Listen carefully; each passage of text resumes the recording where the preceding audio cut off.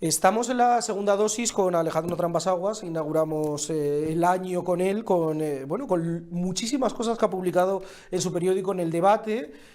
Alejandro, lo primero, no sé si hay que decirlo todavía, pero yo lo digo por si acaso, feliz año, gracias por estar con nosotros. Nos metemos en materia. ¿Qué te parece si empezamos por Nadia Calviño, la flamante exministra y ex vicepresidenta del gobierno?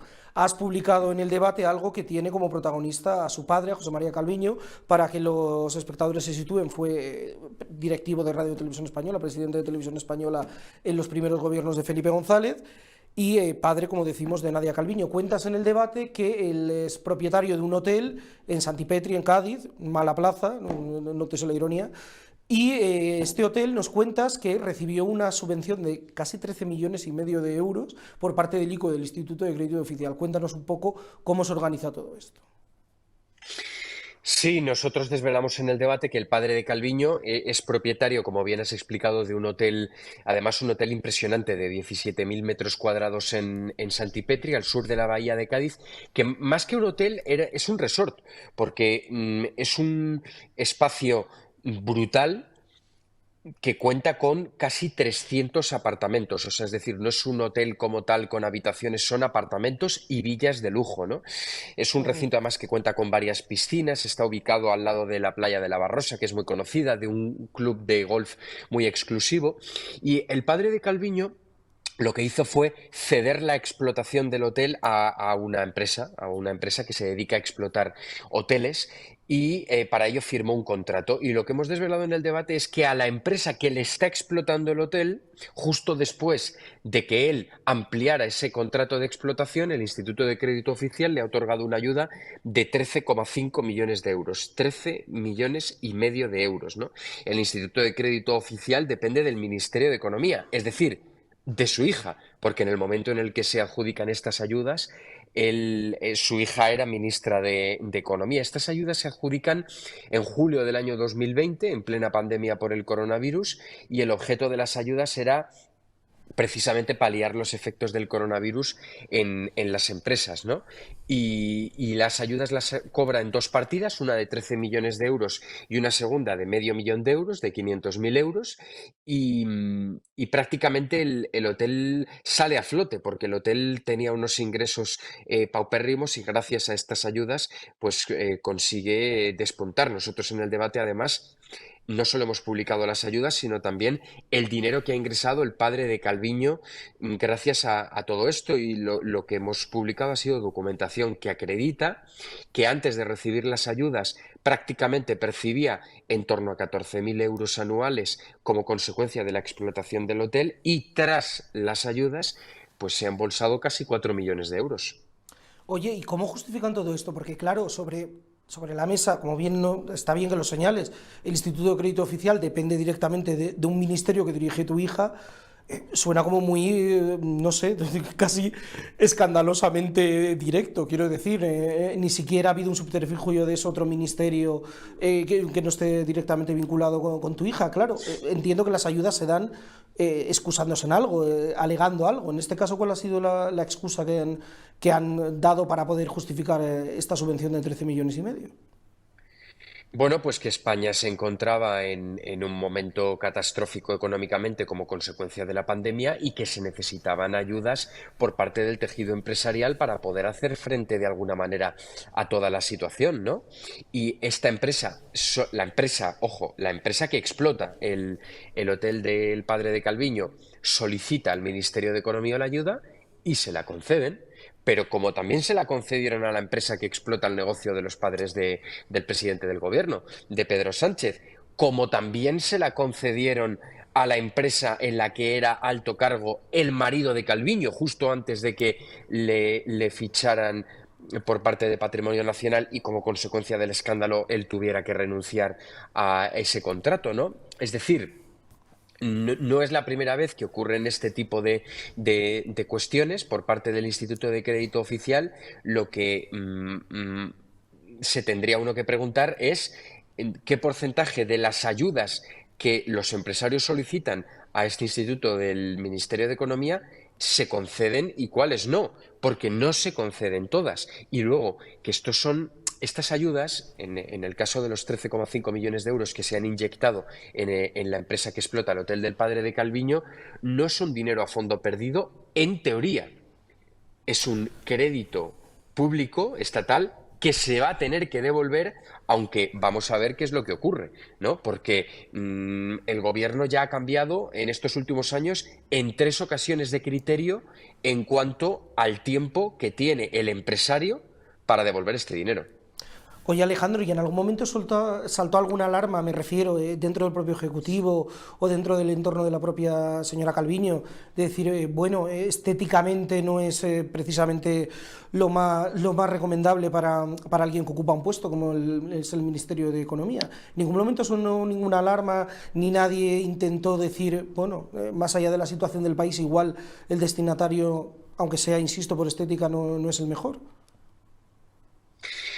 Yo desconozco si saltó o no la alarma, lo que sí que te puedo decir, porque antes de publicar esto en el debate estuvimos investigándolo varias semanas, que la cosa no es tan sencilla como ver este hotel, a quién pertenece el padre de Calviño, José María Calviño, uy, el nombre, el apellido llama la atención, a ver si va a ser el padre de la ministra. No es tan sencillo, es decir, el padre de Mm. Calviño es propietario del hotel a través de un entramado societario en el que figura él, pero también figuran otras personas, hay sociedades interpuestas, hay muchos nombres, hay varios domicilios, es decir, no es tan sencillo llegar hasta él. Entonces yo entiendo que por eso no es que cante o deje de cantar, llame o no llame la atención, es que, como digo, hay varias empresas que nosotros en el reportaje de investigación las mencionamos todas, ¿no? Y publicamos la documentación, publicamos Mm. también el contrato de explotación. Y de hecho, también contamos que dos de las testaferros que Calviño usó para comprar su casa en Madrid figuran también en el entramado societario del Hotel del Padre. Es decir, es que no es que el hotel sea del padre Calviño, que lo es, sino que es que dos personas de la confianza de la ministra, que la ministra usó para comprar su casa en Madrid a través de la patrimonial y de esta manera ahorrarse el pago de impuestos, también figuran en el hotel.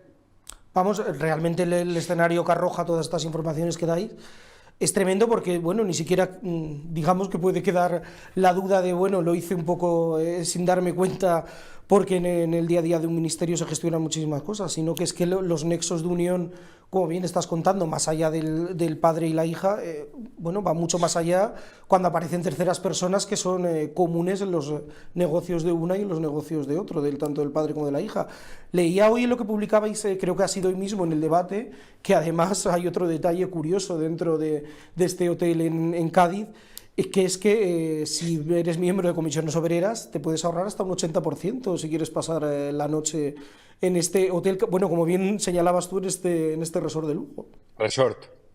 Sí, sí, es documentación que hemos desvelado también, que acredita que Comisiones Obreras tiene todo tipo de descuentos y facilidades para quedarse en el resort, ¿no? Sí que es cierto que de todo lo que hemos publicado esto es lo más anecdótico, pero no deja de llamar la atención, ¿no? Como si tú eres mortal, pues alojarte en el hotel en verano te cuesta entre 300 y 800 euros la noche. En cambio, si acreditas que eres o bien afiliado de comisiones obreras o bien familiar directo, que eso es lo que dice la documentación, tienes un ahorro de casi el 80%. Es decir, es una rebaja espectacular. Como digo, este hotel durante mucho tiempo no ha sido lo suficientemente rentable. Yo desconozco si es porque hacer este tipo de descuentos, claro, es que este tipo de descuentos arruinan a cualquiera, ¿no? Claro. Tampoco sabemos cuánta gente de comisiones obreras ha ido, pero lo que es cierto es que el descuento ahí estaba. Hemos publicado la documentación y además un descuento que se ha ido alargando a lo largo de varios años. Comisiones Obreras no era el único sindicato, pero hay más, pero sí que es cierto que ese estaba ahí, ¿no? Hablabais, creo que también del de los Y funcionarios andaluces, ¿no? Si mal no efectivamente, recuerdo. el de los funcionarios andaluces también está ahí, sí, el sindicato de funcionarios andaluces también estaba presente y también hemos publicado documentación que acreditaba ese asunto, ¿no? Y como digo, bueno, pues vamos a ver cómo da qué más da de sí este asunto, pero lo que es una realidad es que se le ha otorgado 13,5 millones de euros en una ayuda, en dos ayudas estatales a la empresa que está explotando este negocio, que la empresa inicialmente quiso hablar con el debate, pero en el momento en el que seguimos insistiendo, bueno, pues se nos pusieron trabas y no quisieron darnos su opinión al respecto. Y lo que sí que es una realidad es que estas informaciones han revolucionado, han corrido como la pólvora entre el sector hotelero allí en Cádiz, porque la repercusión que ha tenido ha sido espectacular. A mí me ha llamado gratamente la atención. Hombre, entiendo que además quienes se dediquen a este negocio, al mundo de los hoteles, entiendo que bueno, pueden llegar a pensar que es un agravio comparativo, ¿no? Sí, de hecho nosotros cuando empezamos a investigar el asunto, lo primero que hicimos fue investigar a ver si a otras ayudas, a otras empresas de la competencia, grandes hoteleras españolas, se le habían otorgado este tipo de ayudas. Y sí, a muchas de ellas se le habían otorgado ayudas. Pero claro, hay una diferencia, que es que el padre de Calviño no figura en ellas.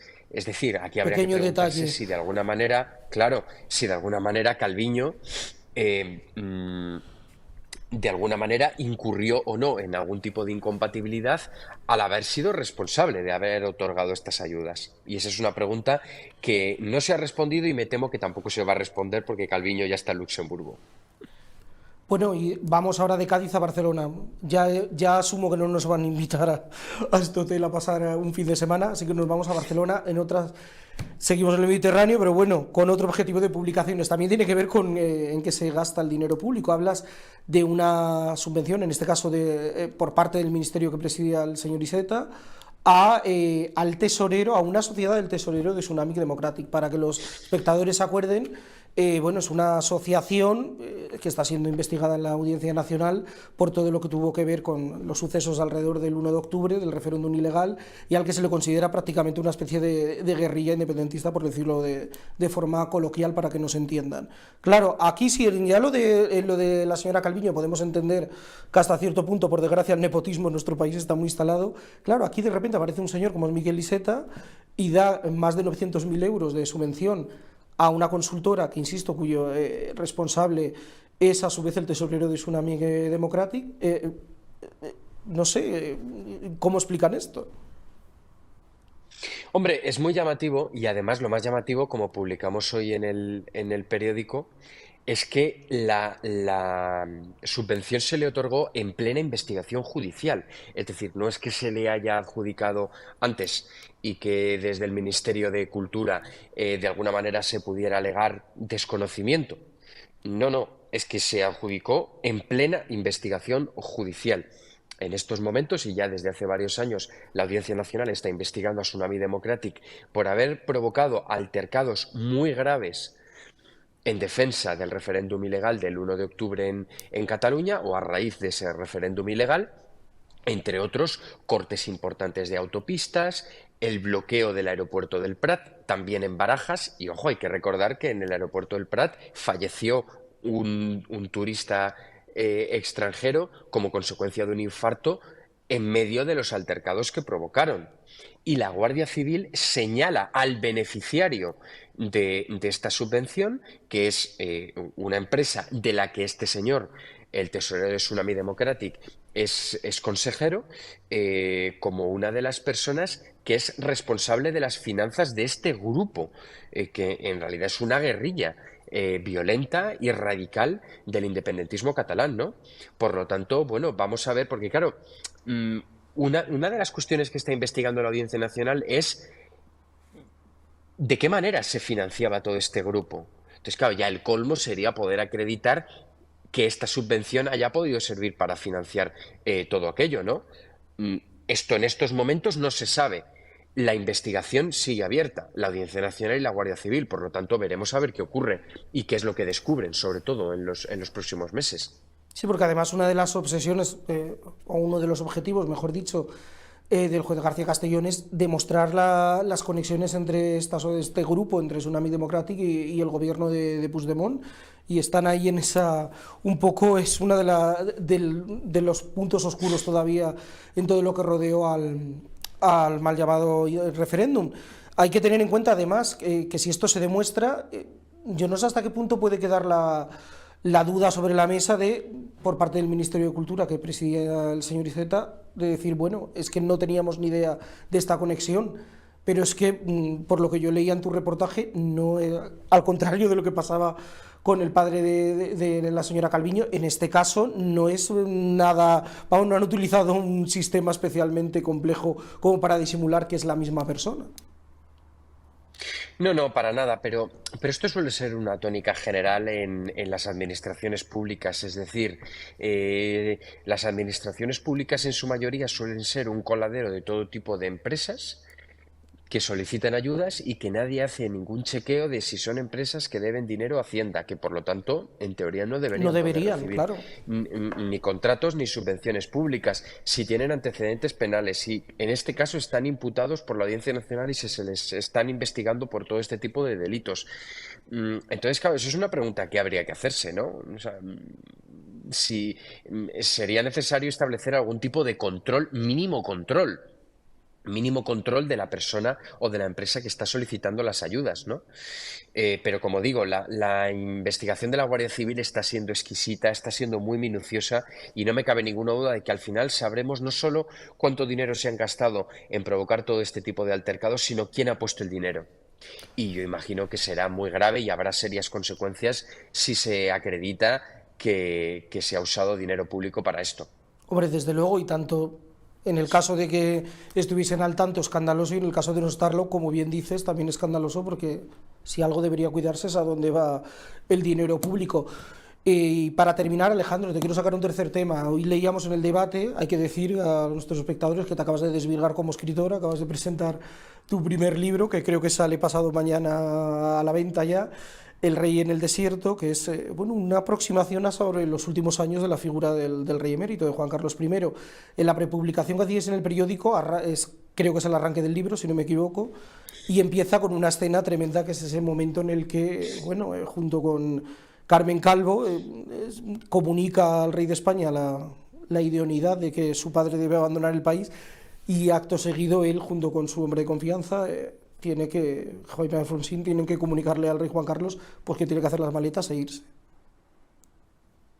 Eso es, el libro sale a la venta el miércoles, el 10 de enero, y lo has dicho muy bien. El libro arranca reconstruyendo cómo fue ese momento en el que a don Juan Carlos le dicen que se tiene que marchar de España, ¿no? Es decir, que le expulsan de España.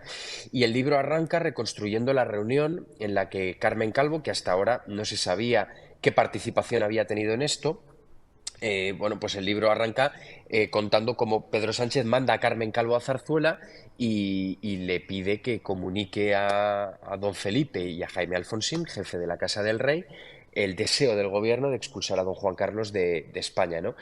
En el libro yo lo he hecho básicamente hablando con el círculo de confianza de don Juan Carlos, ese círculo que va allí a visitarle a Emiratos Árabes, que está allí prácticamente de manera permanente con él, y el libro da voz a la versión de don Juan Carlos sobre muchos de los temas que le han rodeado durante los últimos años, su salida de España. También se habla de cómo es su vida en Abu Dhabi, porque aquí de vez en cuando nos llega alguna anécdota, pero lo que él hace allí es prácticamente desconocido. Y es un libro que es abiertamente a favor de don Juan Carlos. Eso el lector no va a tardar en caer en ese detalle, ¿no? Pero al mismo tiempo sí que es cierto que no se eluden temas delicados como puede ser Corina o Hacienda. Se hablan de estos temas, pero se habla conociendo cuál es la versión de don Juan Carlos, que hasta ahora faltaba. Pues te esperamos aquí en Periodista Digital físicamente para tener una charla larga sobre este libro, que además, en fin, creo que promete que nos vamos a enterar de muchísimas cosas sobre el día a día del rey emérito, perdón, sobre las que se especula mucho y a veces creo que sabemos bastante poco. Muchas gracias, Alejandro. Gracias a vosotros, es un placer.